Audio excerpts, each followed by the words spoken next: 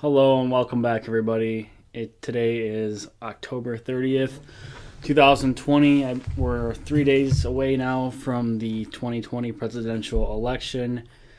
So I'm going to go ahead and give you guys my second to last predictions. This is not my final predictions. I'm going to do a video the day before the election. I'm going to give you guys pretty much two scenarios, one where Trump wins, one where Biden wins.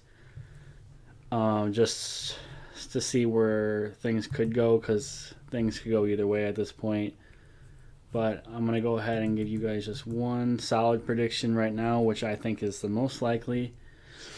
And also, you guys thinking about doing like a live stream event on election night. If you're interested, just know that might happen. But we'll work out the details over the next few days. So let's go ahead and get started. We'll go ahead and take care of the safe states for Biden, which is always the West Coast, Hawaii. I keep seeing New Mexico being labeled as a swing state, like on all websites. Whoops, I did not mean to do that. And I'm not really sure why. It was won in 2004 by Bush, but that was it. It's not even close. It wasn't even close. It was like, 8 to 10 points last time around. Trump's not going to win it. New York, Vermont, Illinois, all of these colony states. Where's New Hampshire's not on here? What am I missing? I feel like there's more. All right, we'll go ahead and do the safe Trump states: Alaska, Utah, all of these Great Plains states, the Bible Belt, excluding Georgia, Tennessee, Kentucky, West Virginia, Indiana, Missouri, Arkansas. That looks about it for the safe states. Let's go ahead and do the likely. Right off the bat for Biden, Colorado and Virginia. Honestly, this is probably the last election that we're even going to talk about these states. 2024, these are going to be safe Democratic states. I just think for this election, they'll still be in the likely under 10 points. But from going forward, we're not even going to discuss these states anymore. I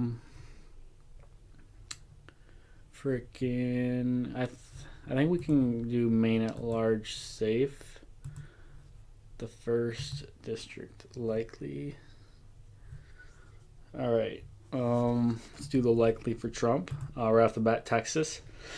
He won this by 9 points in 2016, and he is up in early voting. And if he's up in early voting, obviously he's going to do very well here on election night because Republicans vote more in person, Democrats vote more like mail-in. So if he's up now, it's not even going to be. It's going to be over 5%. I guarantee you guys. Then I'm only going to be doing, I think, 2 or 3 likely for Trump. Next is going to be Georgia. Biden and his campaign talk about Georgia, but he's down in the polls right now. Trump won this by like 6-7 points last time. It's not going to flip 6-7 points in one election cycle. I mean, maybe in 4 years or 8 years we'll start seeing this flip, but not this time. Ohio, he's up here in the polls as well. He won it by, I think, 9 points last time. So, yeah, Ohio, that's not going to flip. I believe he'll probably win that by like maybe 7, 8, maybe even 9 points again. Oh, South Carolina. I don't know what I'm doing. I think that's it. I'm going to go ahead and do the lean for Biden. I'm going to leave Nevada for right now. Minnesota, I believe. It was competitive last time, but people just didn't like Hillary. I feel like they're going to turn out more for Joe. It hasn't voted Republican in a very long time. Reagan didn't even win it in 1984. So I believe Biden will hold on to Minnesota.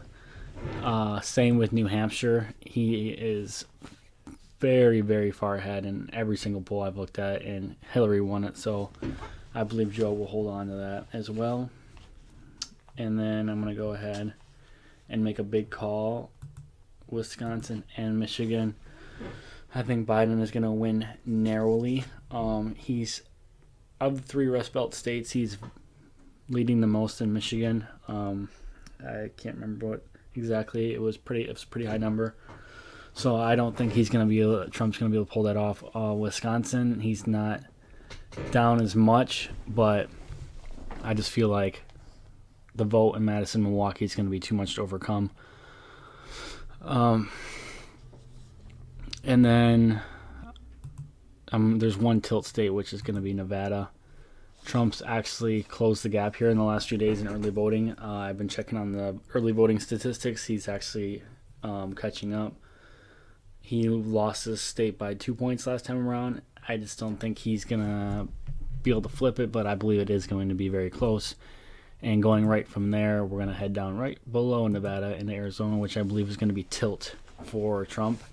Historically, always a Republican state. It's been trending Democratic, but a few of the polls I looked at earlier today, Trump is up by like less than a percentage point in a few polls. So I believe that, on election day, Republicans are going to turn out and vote for Trump. We're going to go ahead and do Maine's 2nd congressional district as lean for Trump. I believe he'll be able to pull that off again. He's up in the polls there. All right, so as it stands, we're at 210 for Trump. I'm going to do this to make it look nice. And 258 for Biden. Florida, he is up in quite a few polls. He won the state last time by a decent margin. He got more votes than Obama did in 2012. It's been trending Republican, as we saw in the 2018 midterms. So I believe that he's going to hold on to Florida. Same with North Carolina. It was very close back in 2016. But I just feel like an election year, Republicans are going to turn out. I've seen them up in a few polls. I've also seen them down in a few polls. But, the polls are not always right. So I'm going to go ahead and give that to Trump. Iowa, he won it by, I think, again, 9 points last time around. Same with Ohio. He was, the last few days, I've seen some Biden polls that he's been up in Iowa. But I looked at one last night, and I saw a few good ones for Trump. So I believe Biden's not going to be able to swing the state in 9 points. I believe it'll be somewhere 3 to 4, I'm going to say.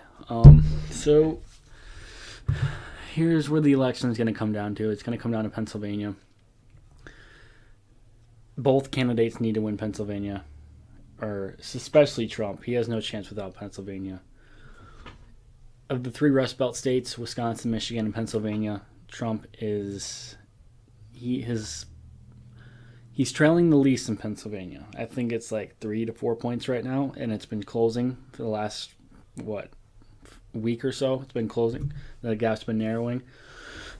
Some of Biden's comments about fracking and oil and all this other stuff, and the fact that Pennsylvania is a Democratic state run by a Democratic governor, so they're in a shutdown type atmosphere. I believe that's aggravating younger voters. I heard a statistic from somebody that the younger voters are turning to Trump in the last week because of his message of opening the country versus Biden's message of kind of shutting things down. So after all these comments in the final debate, the polling is starting to swing towards Trump in Pennsylvania. And now with the looting and everything going on in Philadelphia, I feel like that's going to help Trump because the rioting and looting has been helping him in the polls this entire time. So I feel like it's going to be very, very close, but I feel like Trump is going to eke it out there in Pennsylvania, and that's going to set him over the top at 280 to 258. This is it's the bare minimum for Trump victory. If we take a look, he can afford to lose Maine's 2nd district and Nebraska's, and he still wins. if he loses anything else. Alright, sorry about that, guys. Using Bandicam, it's a free recording device, so I guess I didn't realize that I only had 10 minutes. I guess I was just slightly over 10 minutes, so I'm just going to finish up that quick thought and finish this video up. I was just saying that Trump has very little breathing room. He can lose Nebraska's second and Maine's second, and the only other thing he'd be able to lose and still win is Iowa. If he lost anything else, Arizona, Georgia, North Carolina, anything else, he's done. He can't do it unless he wins Nevada. Then he might be able to lose another state. But we're going to go ahead and just leave it the way I had it at 280 to 258. So you guys, that's going to be it for today. I'm going to go ahead and get out of here. Make sure you guys are subscribed to the channel. November 2nd, the day before the election, I'm doing one more prediction video. 2 scenarios, one where Biden wins, one where Trump wins, and I'm also going to be doing a prediction for the House and Senate, so make sure you guys are sticking around and looking out for that. Make sure you guys are subscribed, and I thank you all for watching. Have a great day.